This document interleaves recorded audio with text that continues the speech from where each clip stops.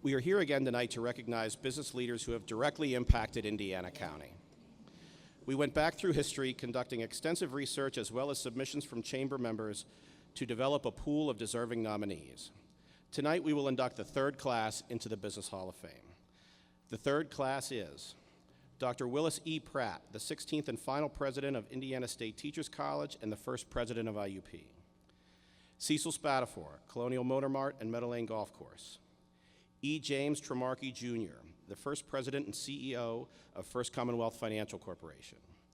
Jack W. Clark, Jr., Clark Metal Products. Chuck Spatafora, Colonial Motor Mart, Colonial Toyota, and Mark Arbuckle Nissan. And Chairman Selection, Lucy Donnelly from the Indiana Gazette. Before dinner is served, I would like to invite Father Alan Polchinski, pastor of St. Thomas More University Parish, to the podium to provide tonight's invocation.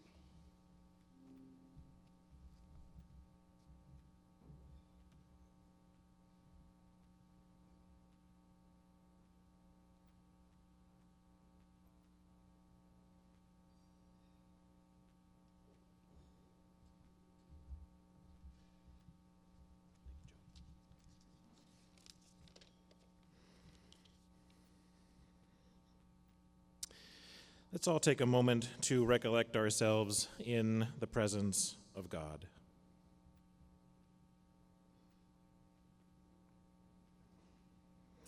Heavenly Father, we give you thanks and praise for the gift that is this day and for the gift that is our life. We give you thanks and praise for gathering us here this evening as a community of business professionals.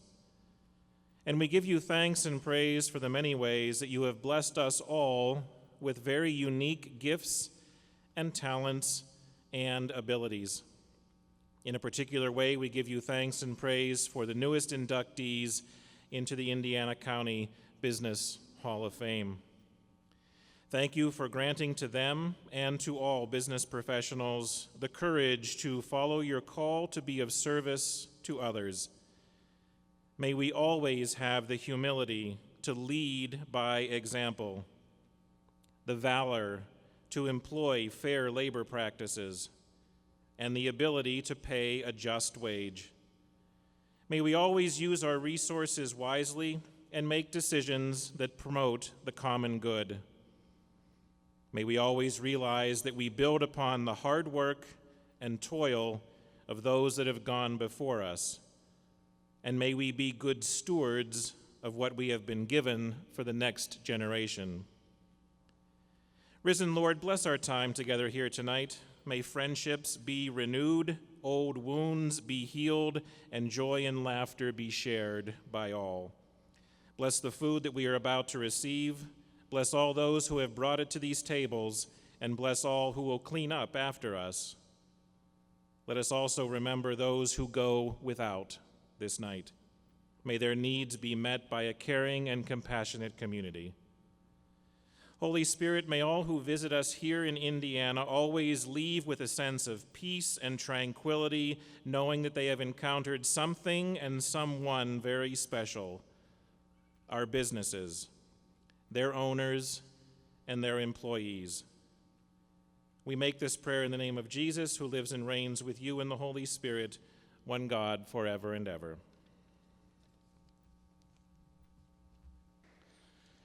When we developed the Hall of Fame and the bylaws that would govern it, we formed a committee that would serve a cross-representation of Indiana County from a generational standpoint. We had some changes to the committee for this year's induction process. As Greg Cepas indicated last year, several members have rotated off and new members have been appointed. I'd like to thank the Hall of Fame committee at this time. If you are here, please stand as your name is called.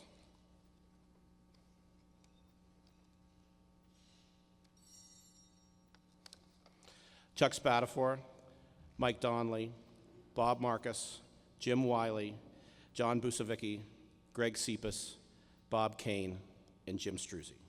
Thanks to all of you for your efforts to make the Indiana County Business Hall of Fame a continued success. I'd also like to recognize some local leaders in attendance.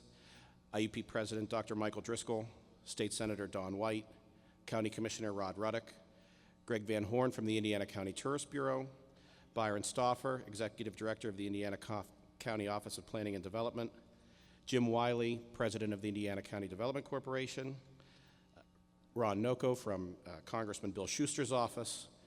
Thank you all for being here.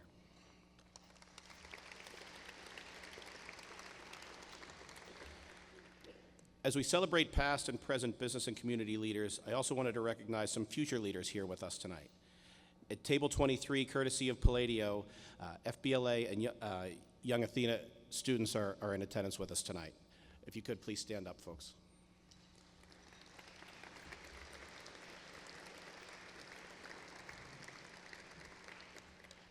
Thank you. And now our 2017 inductees. I'm truly honored as chairman of the Chamber's Board of Directors and chair of the Hall of Fame Committee to welcome this year's class. With the help of the Indiana Gazette, a video biography has been created for each inductee that will serve as their introduction. We will also be presenting each inductee with a signed certificate from United States Senator Pat Toomey and a DVD of the videos that you'll see tonight. With that, I'd like to recognize our first inductee this evening, Chuck Spadafor with Colonial Motor Mart, Colonial Toyota, and Mark Arbuckle Nissan. I please ask you to direct your attention to the screen.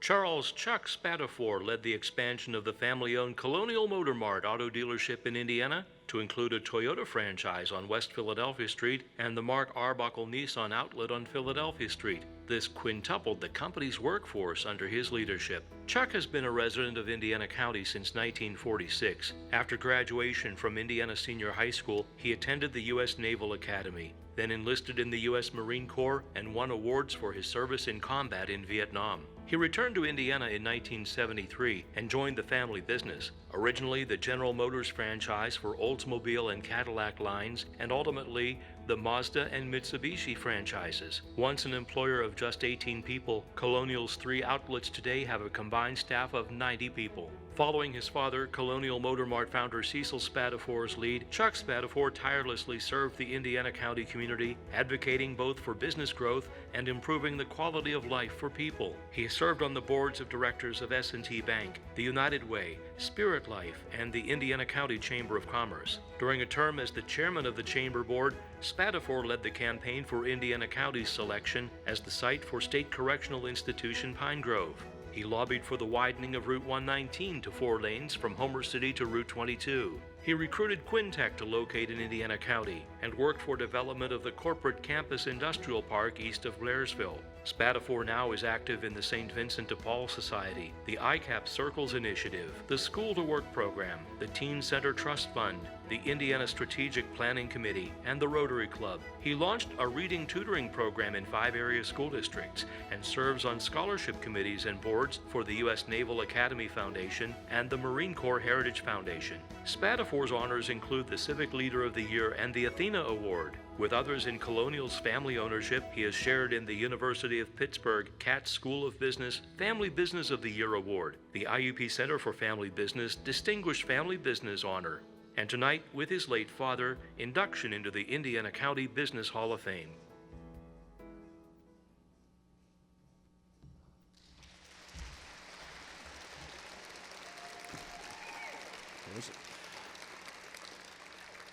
Ladies and gentlemen, Chuck Spadafor.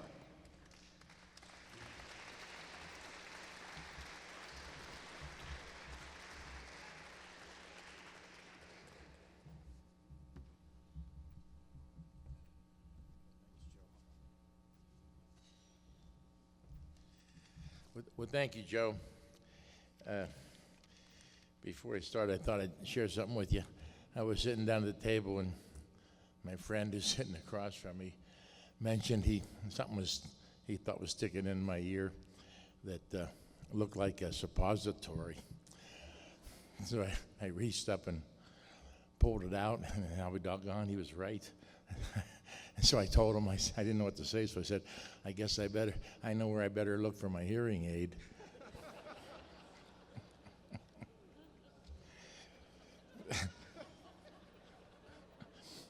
My daughters came home today, as well as my son from town here. They got a little kick out of that. But getting serious now, I do want to fix this if I can. I want to thank you folks, you,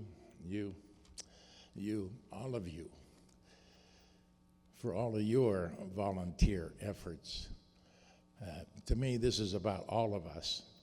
You have volunteered for the county, you volunteered for your church, organizations that were near and dear to you. So thank you for all those hours that you have spent and you're going to spend probably in efforts to make this a better place to live.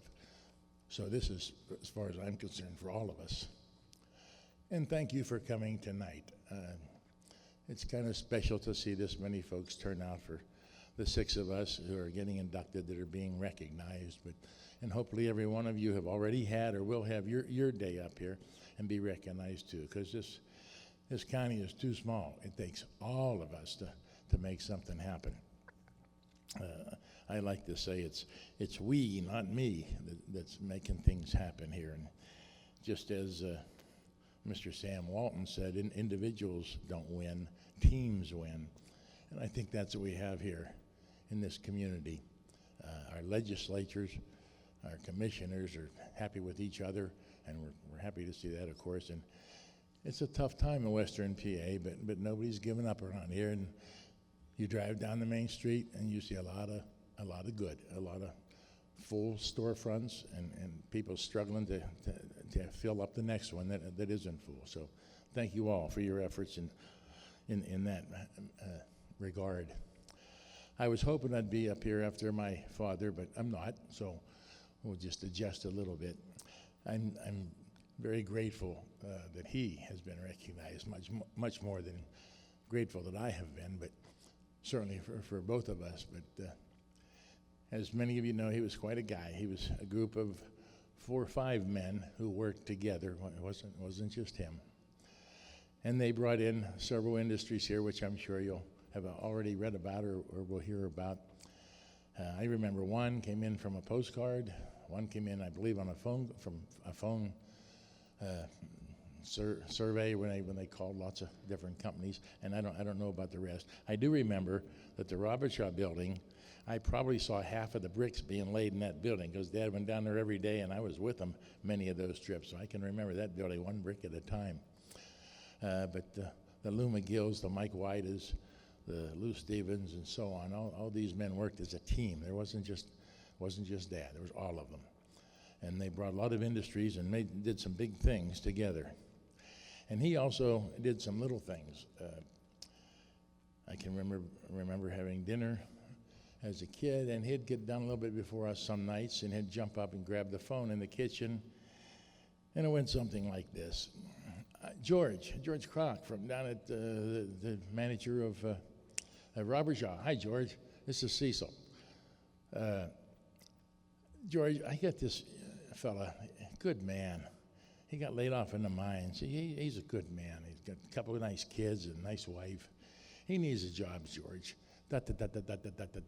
Okay, George, how about I send him down to see you tomorrow? And I must have listened to that 5 or 10 times as a kid, at least that many times growing up.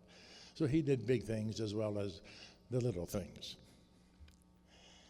And in my era, I kind of learned from that, and myself on a team with Andy Kuzneski, who's been honored previously, and with Lucy, who's being honored tonight, and Bob Marcus, who's here in the audience, and Tom Rocco, and several others that don't come to mind real quickly. We worked as a team, and we're lucky enough to recruit, as you probably know from what they put up here, the Quintec company that was leaning toward Indiana, and we kind of pushed them over the top. Then we read in the newspaper that the governor designated a prison for Western PA, and we went out after it because 250 jobs and they don't go on strike sounded like a pretty good thing to us. And we were lucky enough to land that, as you know, and it's now 500 jobs because 80% of our jobs don't come from bringing in some new industry. They come from existing ones growing. The highway has played a special place in my heart because the governor gave it to us one day, and 3 local folks didn't think it was a good idea to put it where they wanted to put it. So they battled it, and we went into an EPA level 6 or whatever it was called. And while we were there, we found some arrowheads. Now, can you believe a town by the name of Indiana, named after the Indians, would have arrowheads? My goodness. And that delayed us for a few more years.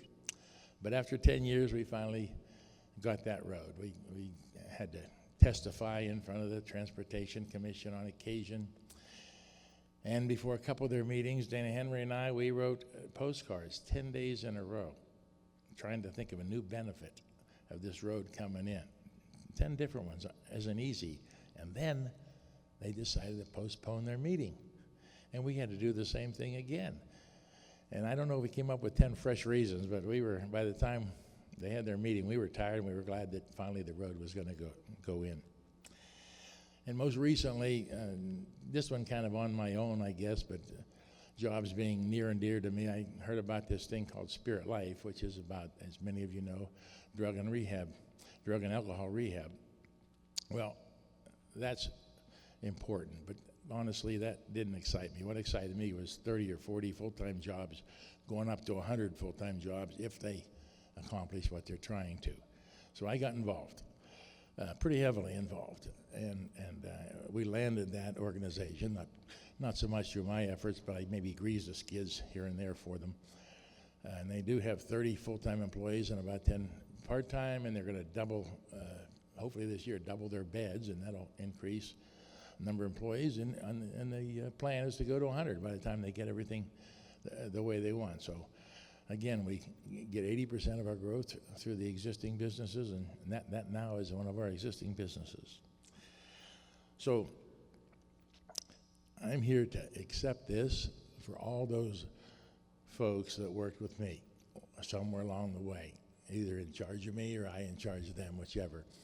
But we worked as a team, and nobody cared about who had the stripes. We just did as our former president from years ago, Harry Truman, said, you can get a lot done if nobody cares who gets the credit. And I think that's the attitude that we have around here. Let's just get it done together.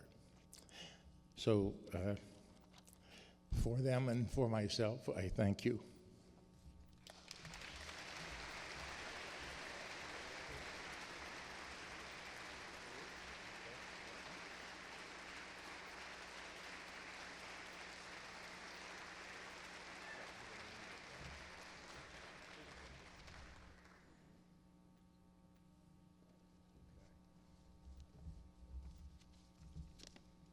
Thank you, Chuck. Congratulations. Our next inductee is Dr. Willis E. Pratt, the 16th and final president of Indiana State Teachers College and the first president of IUP. Dr. Willis Everett Pratt served 21 years as president of the college in Indiana, shepherding it from its role as a state teachers college to its status as a university, poised to become one of the 5 largest institutions in the state. Pratt was born November 26, 1906 in Pittsburgh and graduated from Westinghouse High School. He completed undergraduate studies at Allegheny College in 1927, then earned his master's in 1932 and a doctorate in 1940. At the University of Pittsburgh. He taught school and served as superintendent of the Erie County Schools from 1938 to 1941, then was president of Mansfield State Teachers College from 1941 to 1943. In World War II, Pratt served in the U.S. Army and later the British Army in the Mediterranean Theater of Operations. As part of the occupation forces in Italy, Pratt directed the democratization of the schools and the reopening of 11 universities. Pratt left active military service in late 1945 and became chairman of the Education Department at Penn State. He was appointed president of Indiana State Teachers College in 1948 when the school had just over 1,400 students and 105 teachers. ISTC became Indiana State College and evolved to Indiana University of Pennsylvania in 1965. As a member of the Army Reserve after the war, Pratt was instrumental in starting the ROTC program in Indiana in 1957. Pratt retired as president of IUP in late 1968, and the university named a new student union building in his honor the next year. He worked many years in service to the Indiana community as a board member of the Indiana County Chamber of Commerce, Grace United Methodist Church, S&T Bank, the United Way, the Salvation Army, and the American American Red Cross. Pratt returned to serve IUP in 1978 as the co-chairman of the campaign to restore John Sutton Hall. Dr. Pratt passed away in 1992 in Indiana at the age of 85 after having served longer than any other president in IUP history, a record that's still unmatched. He was honored while in Indiana with a life membership in the IUP Alumni Association, the U.S. Army Outstanding Civilian Service Medal for establishment of the ROTC, and Pittsburgh National Bank's College President of the Year Award for 1965. Pratt also was named President Emeritus at the university. Above all, Pratt is still regarded as arguably the most influential president of IUP.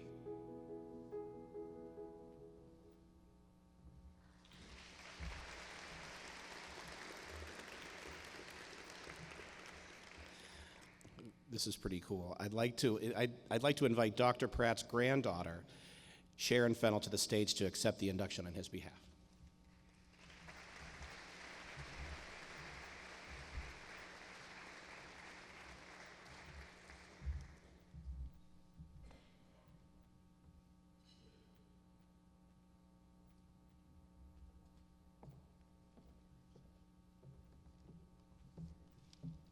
Thank you. And thank you for that wonderful video. To me and his 6 other grandchildren, he was just Pop. I'd like to thank the Chamber of Commerce for inviting me here to celebrate this honor on behalf of my grandfather. My family, and in particular my mother, wanted me to express their sincere thanks and appreciation for including him in the Business Hall of Fame this year. Thank you very much.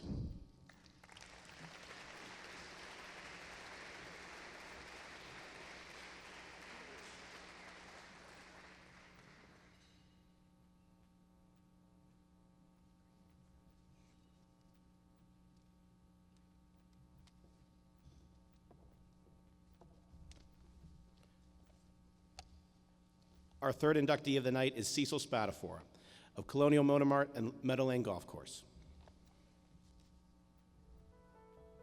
Cecil Spatafor was the successful operator of the Colonial Automobile dealership in Indiana and was a part of the economic development team that reinvigorated the Indiana County economy in the 1960s and 70s. Cecil was born June 30th, 1913 in Ellsworth, Washington County, and rose through the automobile dealership business in the Pittsburgh area before starting his company in Indiana.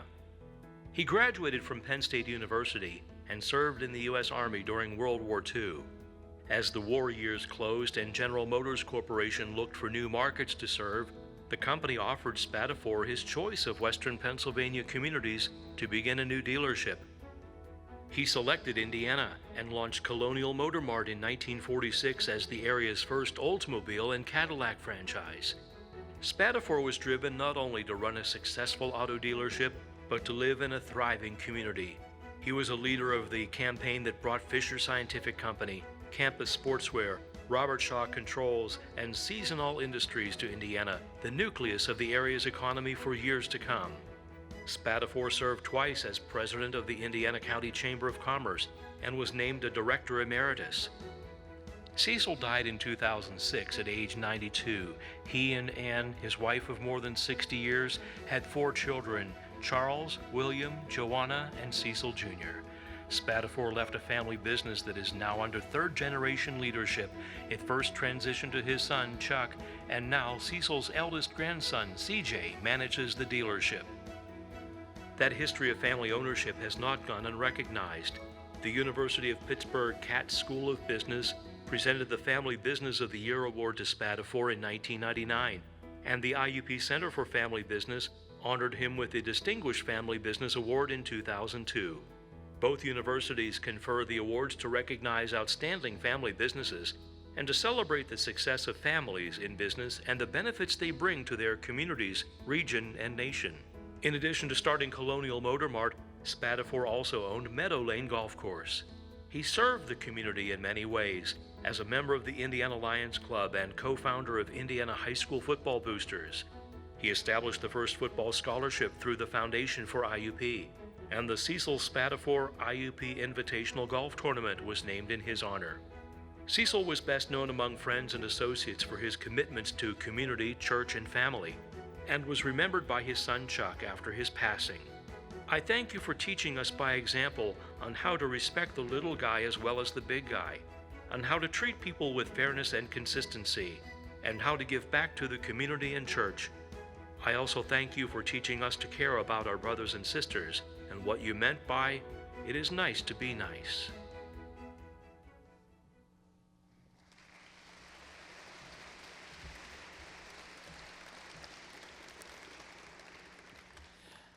I'd like to invite Cecil's daughter, Joanna, to accept the induction on his behalf.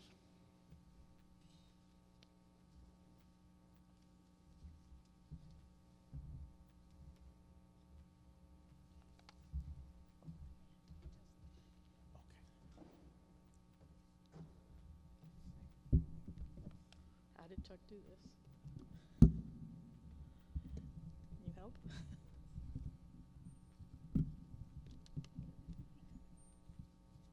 Much better. Thank you. As you have just heard, my name is Joanna Spadafora. Many of you probably don't even know me. I am the only daughter of Cecil and Ann Spadafora. I grew up in Indiana, but I have lived and practiced law in New York City for most of my adult life. I am here today to express my sincere thanks to the Indiana County Chamber of Commerce for honoring my father by inducting him into the Business Hall of Fame. In many respects, Cecil Spadafora was the epitome of the American dream. The son of a first-generation coal miner in southwestern Pennsylvania, Pops caddied at the local country club to earn money during high school. It was at Nemacolin Country Club where he met and caddied for a local state senator who eventually awarded him a state senatorial scholarship. In the midst of the Great Depression, my father went off to Penn State armed with a rather unique suitcase. It was a going-away present from the local Ladies Golf Association. His love of the game continued during his years as a GM dealer and well into his retirement. Throughout this time, he was also quite active in the Chamber of Commerce.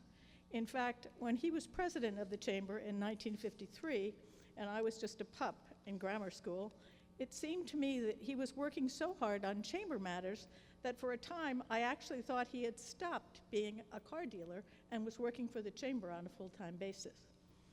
When we were kids, my parents regularly took us out for brunch on Sunday mornings. The ritual consisted of church, followed by brunch, usually at Dean's Diner or the Allied Club, and then a motor tour of whatever projects my father wanted to share with us that Sunday. In the mid-50s, the Sunday morning rides took us to places like the site of what was to become the Robert Shaw plant. "Dad, it's just a pile of dirt," we would say. He assured us that one day that pile of dirt would be a factory that would employ what was then a whole lot of people. He was a visionary man, my father. In the early 1960s, the first stop on our Sunday tour was a farm on Hamel Road. Pops would get out of the car and point. "See, kids, that's number 1, there's number 2, etc." "But Dad, it's just a cow pasture. How can you say it's a golf course?" He would smile and say simply, "Just you wait." He was a visionary man, my father. Shortly after that, my father, together with other local businessmen, responded to the university's plea for additional dormitory space because at that time the university could not undertake the needed construction projects. I would like to say yet again that my father was a visionary man, but in reality I suspect that he would never have imagined how big the university has grown and what an unfortunate housing surplus has developed nevertheless. My parents were married for more than 65 years, a rather amazing union to be sure. For some significant portion of those wonderful years, my father also enjoyed a very special relationship with what I sometimes refer to as hometown USA, or more precisely, the town we know as Indiana, PA. He was always one of the town's, most enthusiastic cheerleaders. He truly loved the little town where he chose to raise his family, and he worked unceasingly to bring new industry to Indiana, to encourage the development of the university, and generally to help grow this magnificent town that he so loved. It pleases me to see my father join the ranks of individuals who were very special to him, like Andy Kuznetsky and Senator Don White, not to mention Dad's number one son.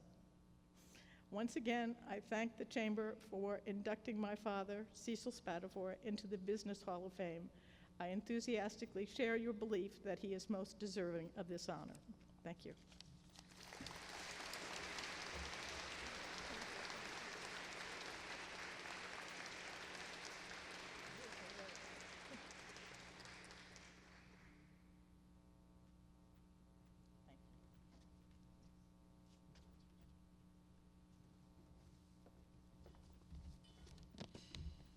Thank you. Our next inductee is E. James Tremarky, Jr., the first president and CEO of First Commonwealth Financial Corporation.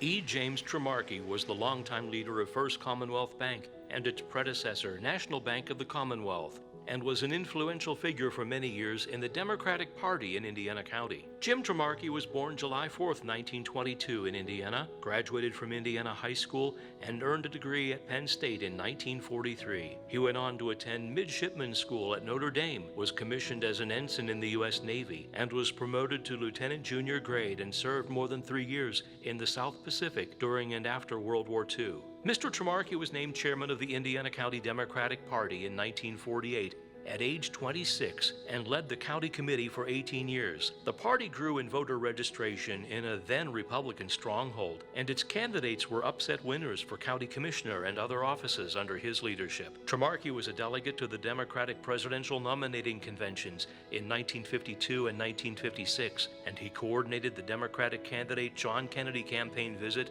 to Indiana County in 1960. His state government service included a term as vice chairman of the Pennsylvania Turnpike Commission from 1957 to 1961, and as secretary of the Commonwealth under Governor David Lawrence from 1961 to 1963. Tremarky's political sway helped to bring the State Transportation Department's District 10 office to Indiana and to complete the restoration of John Sutton Hall at IUP. The Indiana County Redevelopment Authority rebuilt the flood-ravaged town of Robindale under his watch. In his storied career in banking in Indiana County, Tremarky and his associates formed Conemaugh Valley Bank in Blairsville in 1963. Conemaugh Valley Bank merged with First National Bank in Indiana 4 years later to form National Bank of the Commonwealth. As NBOC grew, it gave rise to the bank holding company, First Commonwealth Financial Corporation. Tremarky was named the first president and CEO of the holding company in 1983 and was appointed chairman in 1990. Tremarky also oversaw NBOC's transition to First Commonwealth Bank in 2002 and the corporation's growth from a $31 million bank to a $6 billion financial services firm with operations in 15 central and western Pennsylvania counties. Jim was married 58 years to his wife Clara when he died at age 83 in 2006. They had 2 daughters, Nell Staub and Julia Kukuro. Mr. Tremarky left a legacy not only in the finance industry, but in community service. He was the chairman of a fund drive for construction of the new St. Bernard of Clairvaux Church in the late 1970s and was active in the Parish Evangelization Committee. He served on the Council of Trustees at Indiana University of Pennsylvania, the Board of Directors at Indiana Hospital and Indiana Healthcare Corporation, the trustees of St. Francis University in Loretto, and as president of the Indiana County Redevelopment Authority.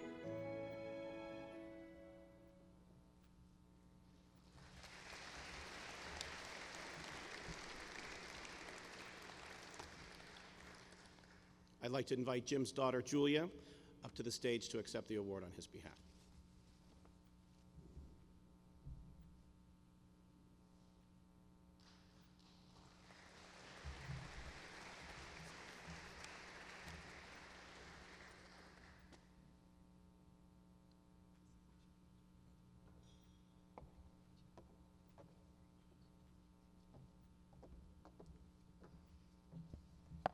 This microphone is a challenge. I don't want to knock it over. Thank you very much. I have a few remarks. I know we have a hockey game coming up, but I have a few things I'd like to say about my father. I think so. Thank you. Oh, it's a pleasure to be here tonight at this beautiful gathering on a beautiful June night in Indiana County. And I'm here to thank you on behalf of my father And I'd like to thank Joe Ruschini and the chamber members, the citizens of Indiana County, and I'd like to thank Jim Struzzi, I don't know where he's sitting right now, and all the chamber staff. This is just a beautiful dinner. Thank you very much. I'm here on behalf of my entire family, including my mother, Clara, my sister, Nell, and her husband, Jim, my husband, John Kukuro, and our 2 children, our extended family, and many, many of our dear friends. I'd like to congratulate all of the other extraordinary awardees, all of whom my father knew well and worked with. I think this is a first-rate class, maybe the best class ever, and I truly wish my father could have been here tonight because I know he would have enjoyed himself. I'd like to take a few minutes to tell you a little bit about my father from my point of view and why I believe he became, over the course of his life, a very successful leader of people. He's been gone now for over 11 years, and I still can't get over how many people come up to me, contact me, or a member of my family and tell me stories about him and how he helped them, what he did for them, and more frequently, what he would think about what's happening in the country today, particularly in the last election. And I don't mean the school board election, I mean the presidential election. My father was a man of thought and action. And if you knew him well, he often said to people, the difference between saying and doing lies the ocean. And I believe in his lifetime, I truly believe he did in fact cross the ocean. He was a first-generation American, and he was very, very proud of that. His father, for whom he was named, came to this country when he was only 14 years old, and he made his way to a place called Indiana County, Pennsylvania. He quickly found work in the mining industry near the village of Altman in Center Township, which is just south of us, and began his own small business. He married my grandmother. Eventually, he had 7 children, 2 daughters and 5 sons. And they were a very close family, and each had an abiding love for America and the tremendous opportunities it offered them and so many families new to our shores. His son Jim, my father, was the 6th child, and he was born here in Indiana, actually at the vacant lot beside Bruno's Restaurant. That's where my father was born, on the east side of Bruno's Restaurant, right on Philadelphia Street. He was a bright child, and he was always academically gifted, particularly in history and debate, where he captained the debate team at Indiana High School, class of 1939, for 4 years. He was the first in his family to graduate from college at Penn State University in 1943, at a time when World War II was raging on 2 fronts. After graduation, he decided he wanted to join the war effort. And as it happened, a very young Father Brady from St. Bernard Clairvaux Parish stopped by the house and persuaded him to apply to the United States Navy 90-day wonder midshipman program at the University of Notre Dame. He was accepted, and he did very well in the program, and he was assigned to duty in the South Pacific as an ensign in charge of an LST, which is a small amphibious landing ship that was used to haul fuel and ammunition to the destroyers. He was very surprised, as he did not expect in his wildest dreams to have charge of his own boat. And he felt a great deal of trepidation when he stepped on the boat, having never, ever seen the ocean before, let alone set foot on a ship. But off he sailed at age 23 into the wild blue Pacific with his crew of 22 young men, several of whom who had fibbed about their age and were only 16 years old. To the end of his life, he remained close with this crew and was very grateful for the opportunity that the United States Navy gave him. He would often remark that he had never worked harder in his life or learned so much as he did in the Navy. This experience, I believe, shaped his enduring confidence in the United States of America and its world leadership, and in the idea that only in America can people from all different backgrounds and places come together and make something of themselves and contribute to our democratic way of life. After the war, he returned home and married Clara Byers from Lancaster County, and he started out in business and politics. As he grew in maturity, he developed his gift of seeing the potential in people, and he became very good at convincing them to work together toward common goals, and that was whether it was in politics, the nursery business, banking, or public service. My mother always says that it was a joy to see him work. He delighted in meeting new people and took a great deal of time with them and listened to them and empathized with their situations. And as she says, people took to him. What I remember most, is that people were always in his office, all stripes of people in his office all day long, coming and going, whether it was in Harrisburg or here in Indiana. From head tellers to lenders, to government officials, to party leaders and candidates from both sides of the aisle, to school teachers, artists, to Harvard Business School professors, college presidents like Dr. Pratt, clergy, entrepreneurs, laborers, labor leaders, students, interns, New York Stock Exchange executives, you name it, they were there. And he loved it. He truly loved it. That's how he worked, talking to people all day long, offering advice, soliciting advice, making plans and decisions. That's how he worked. I'd also like to mention that he always read at least two papers every day, almost without fail. And in deference to the great Mrs. Donnelly, I'd like her to know that every day he read the Indiana Gazette. I believe it was his favorite newspaper. As a result of his habitual lifetime habits, he was able to work on a lot of meaningful and successful projects in his life, including working with Dr. Pratt, a fellow awardee, when they co-chaired the committee to restore John Sutton Hall. They had a lot of fun together, and they raised a lot of money together. And I would be remiss if I didn't mention the third person in that group was Mr. Patrick F. McCarthy, who was a very dear friend and colleague of my father. And Pat was chairman of the board, and Mr. McCarthy, to me, was always chairman of the board. But I think my father would say, most importantly, that he helped create a lot of good jobs and employment, education, and investment opportunities all over Pennsylvania, including here in Indiana County and beyond. And so today, as we face all of our challenges as a country, as a county, and state, I think he would say to us what he said to everybody, one way or another, he said to everybody, don't sit on life's opportunities and challenges. Face them square. Summon the courage to get on the boat and start the engines. Of course, he would always remind us, you're going to make mistakes, but don't let that stop you.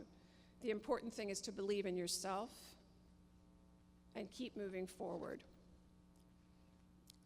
And so tonight, here in this beautiful Kovalchik Arena, among all of us who are friends in this lovely county, my prayer for all of us is may his courage give us courage to keep moving forward towards a better, brighter future. Thank you very much.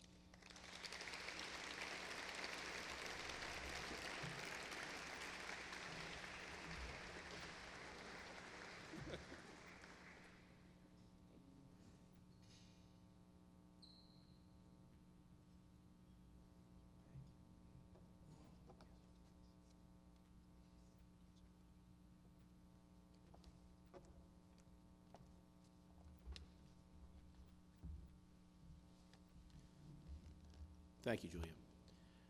Our next inductee is Jack W. Clark, Jr. with Clark Medals. Jack W. Clark Jr. was president of the family-owned Clark Metal Products Company in Blairsville and oversaw its continuing growth while he worked to make Indiana County a haven for all manufacturers. Jack was born July 15, 1940 in Blairsville and graduated from Blairsville High School in 1958. He attended Juniata College and the University of Pittsburgh, and it wasn't long before he began climbing the ranks of the company that his father, J.W. Clark Sr., had established in 1954. From tool designer to engineering manager to sales manager, he rose to the role of vice president in 1971. He became president and CEO when his father retired in 1987. Under Clark's watch, the company experienced a growth in sales and relocated to a new and larger facility. Clark knew every step of his company's production process and capitalized on emerging technologies to direct its growth. He oversaw Clark Metal Products' success as a wise businessman and made a top priority of providing stable careers for his employees. Over the years, Clark raised his family in Blairsville, in Charlottesville, Virginia, and in Murraysville, and he immersed himself in community service in each town along the way. In Indiana County, he served on the boards of directors for the 12th Regional Equipment Center, the Indiana County Development Corporation, and the Indiana County Chamber of Commerce. Clark was a chairman of the Blairsville Zoning Hearing Board and an advisor for Blairsville In-Town Group. He served the Pittsburgh Technology Council as a board member for the council's Advanced Manufacturing Network, the Laurel Valley Extension, and Catalyst Connection. He retired as president of Clark Metal Products in 2001. Jack died unexpectedly in November at age 76, just after his selection to the Indiana County Business Hall of Fame. He and his wife Darlene had been married 55 years. He left a legacy as a devoted family man, a dedicated community servant, and a forward-thinking and innovative businessman. For that, he was honored by the Pennsylvania Business Central in 2000, when he was named to the publication's list of the top 100 most influential people in central Pennsylvania.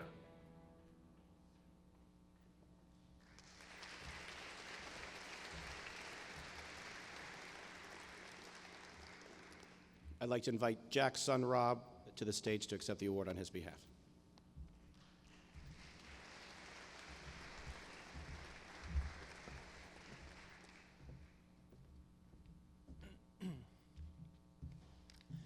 My father could have been a lot of things.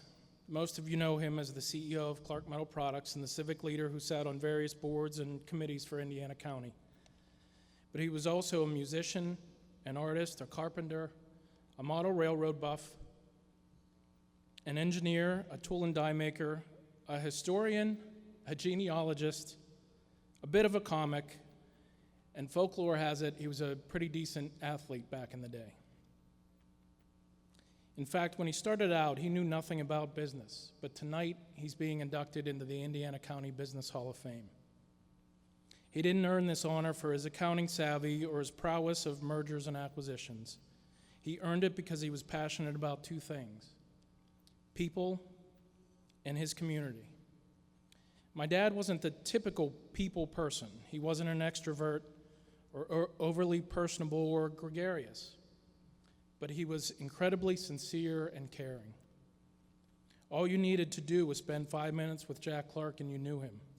No frills, no pretentiousness, just sincerity. He succeeded because he wanted to help others succeed. I had the privilege of working with my dad for 10 years before he retired. Countless times I watched him make decisions that didn't seem to make financial sense for the company. But he made them because they were in the best interest of an employee, a customer, or even a supplier. He managed with his heart and his gut, not a balance sheet. But year after year, the company grew and thrived and succeeded. So maybe those decisions did make financial sense after all. He knew every employee by name. He knew their spouse's name, how many kids they had. And in the true spirit of small-town America, in some cases, he knew what street they grew up on. He truly cared about them and loved hearing that they bought a new house or a new car because they did it with the paychecks that he was providing for them. I was shocked when my dad retired in 2001. I thought sure I'd retire before he would. But I wasn't shocked when I understood why he retired.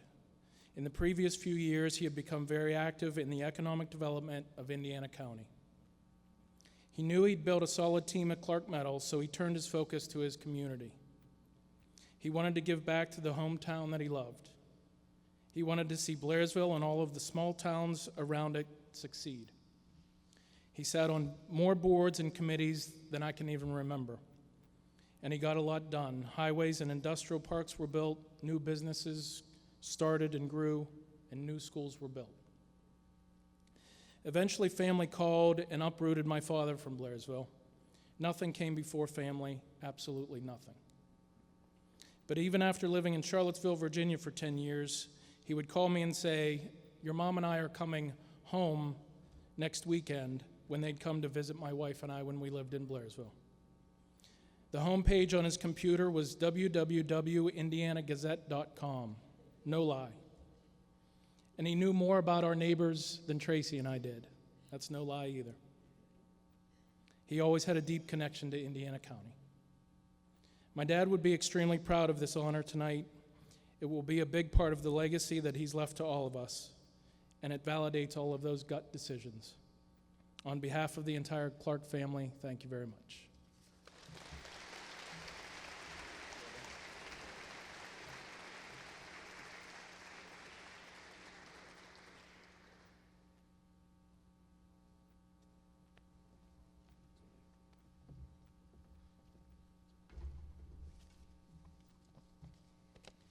Our final inductee this evening is the chairman's selection, Lucy Donnelly with the Indiana Gazette.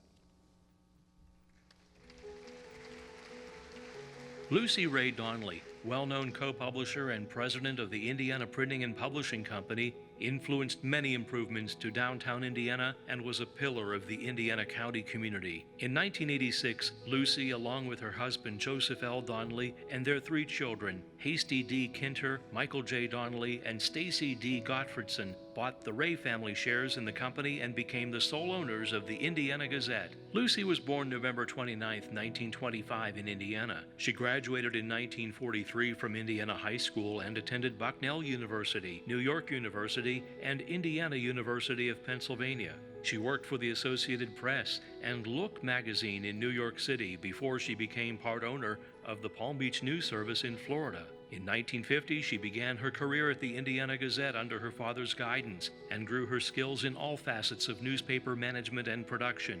Lucy's knowledge of the emerging computer-generated newspaper production paid off when she and Joe designed the current Gazette facility. It opened in November 1970 and has remained a standard for small-town newspaper production. Donnelly's loyalty to Indiana was expressed by her leadership. She led or served the Greater Indiana Corporation, the Indiana 2000 Corporation, and the Indiana County Industrial Development Authority. She was an officer and leader of the Downtown Indiana Merchants Association and the sidewalk and building facade restoration projects that brought a new look and new life to the Main Street area. In 1960, Lucy initiated the Christmas Angel program to assure that every child has something under the tree on Christmas morning, an effort that earned state recognition in its first year. Donnelly was also the founder and president of the Indiana County Humane Society and aided in the establishment of the Indiana County Animal Shelter. Donnelly was honored as the Indiana Civic Leader of the Year and the Zonta Woman of the Year and received the Friend of the Library Award and the Aging Services Hall of Fame Award. Mr. and Mrs. Donnelly were among the few couples named Paul Harris Fellows by Rotary International. Lucy and Joe were cited in 1989 by the Keystone West Publishers Association for their contributions to the newspaper profession. Lucy passed away February 1, 1993 at age 67. Months later, the Lucy Donnelly Memorial Fund was started to perpetuate the projects close to her heart, including the purchase of Christmas decorations for Philadelphia Street. The Lucy Donnelly Light Up Project, now in its 21st year, encourages the Christmas season decoration of downtown Indiana buildings for beautification and as a tourist attraction.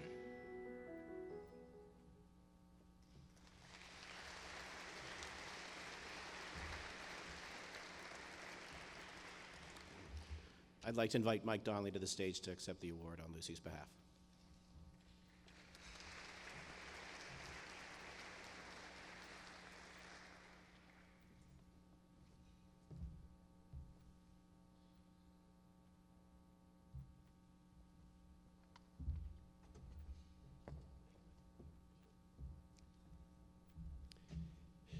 On my way up here, I had a comment about the lack of mustache right now. When I shaved it off, my son was 2 years old, and he looks up at me and says, "Put back." And his wife and my wife has said the same thing since then. So, anyways, first off, I want to, from the Donnelly family, I want to thank the Chamber of Commerce. Okay.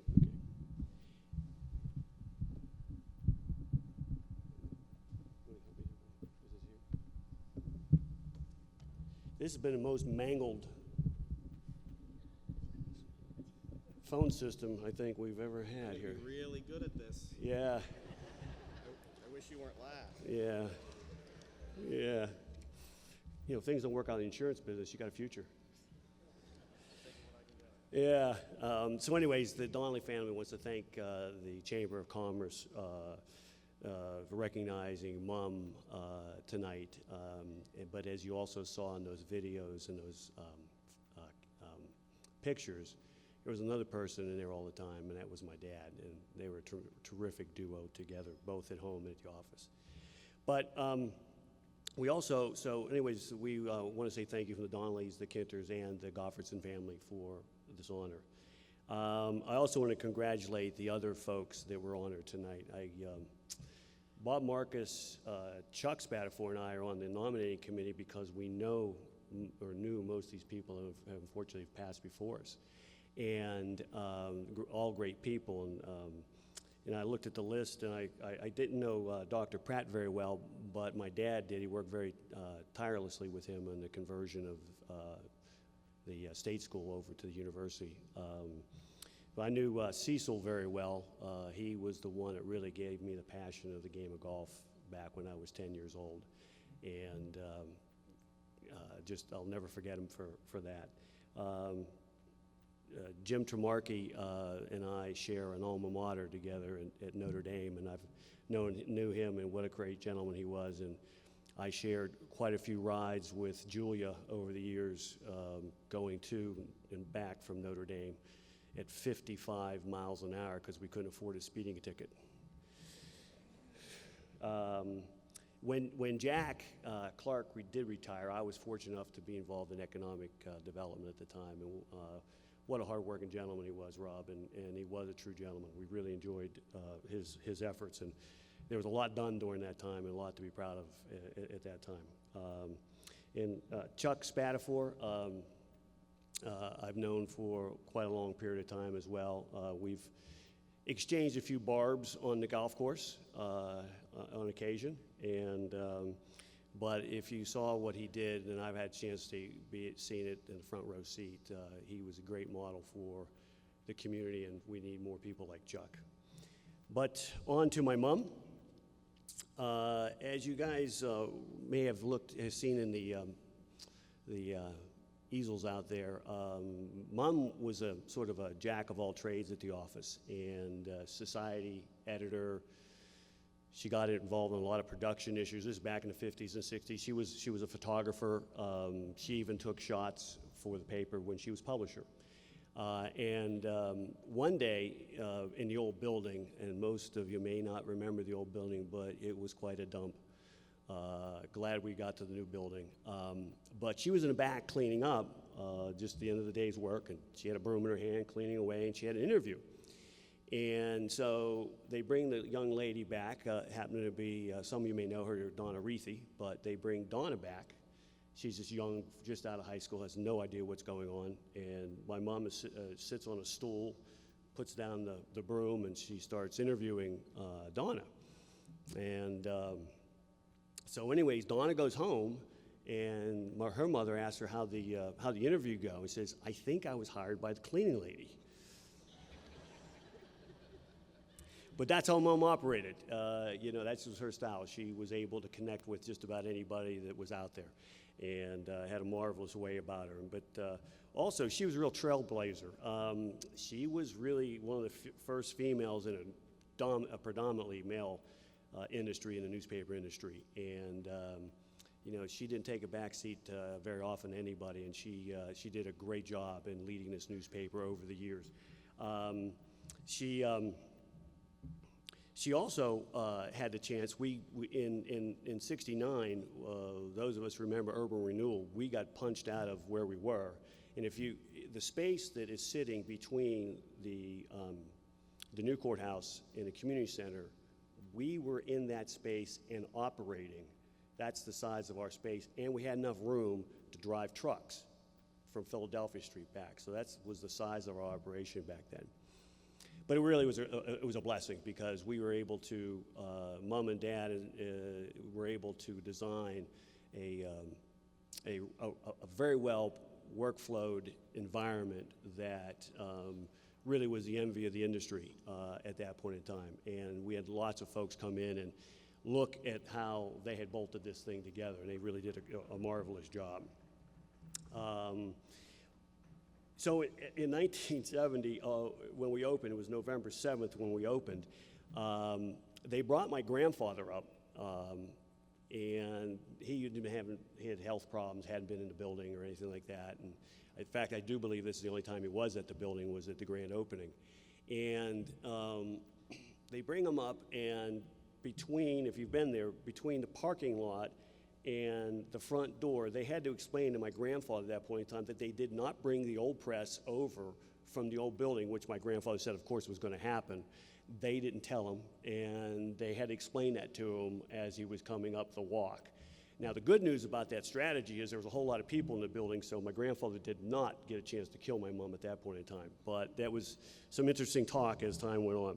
But that press was one of the first in the country. It was called offset back in those days. It's popular now, but in those days it was a brand new technology in the press work. And that was the first newspaper. It was November 7th, and we put color in it. And it's the first time we ever put color in the newspaper.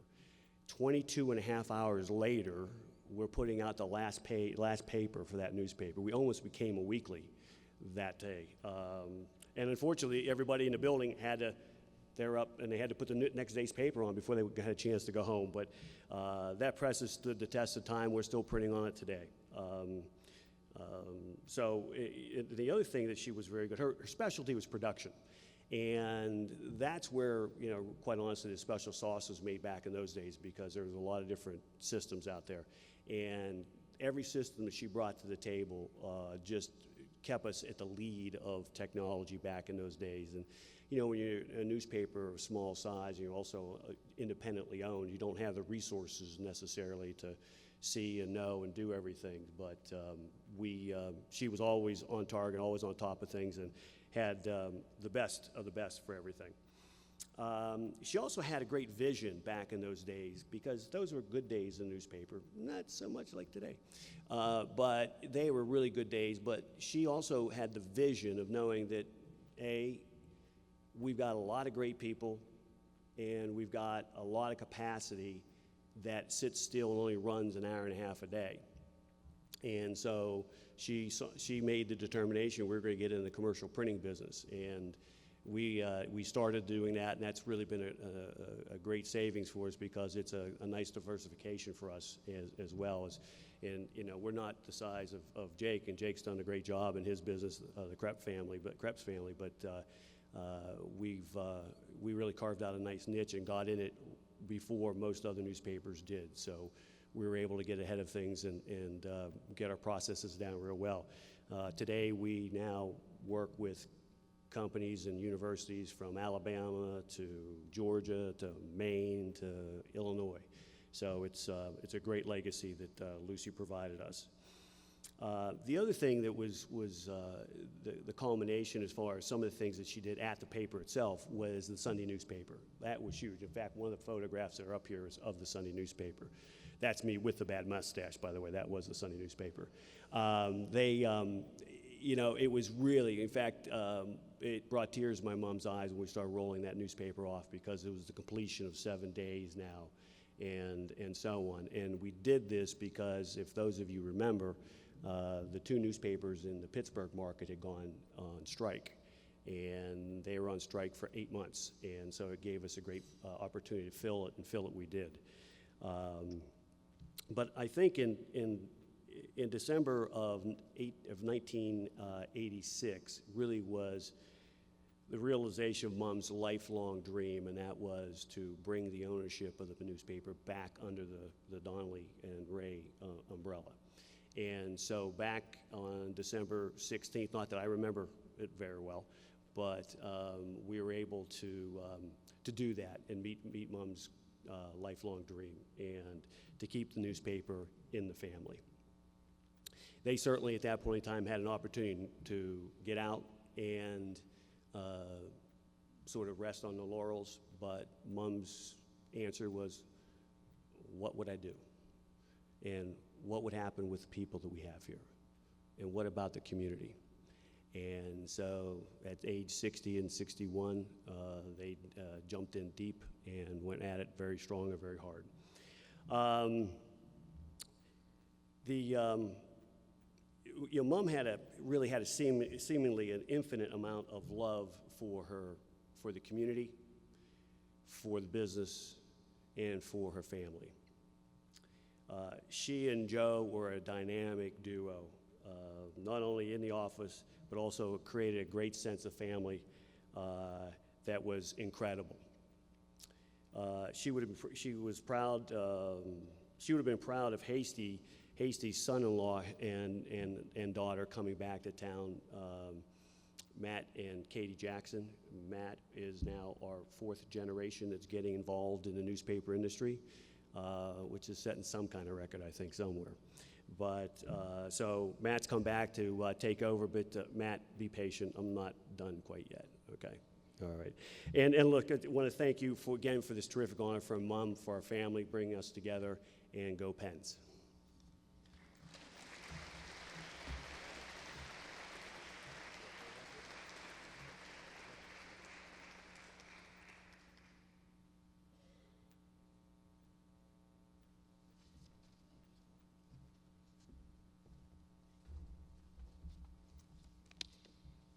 Thank you, Mike.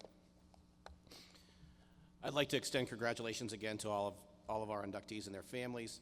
Thank you for all you've done, and thank you for being here this evening.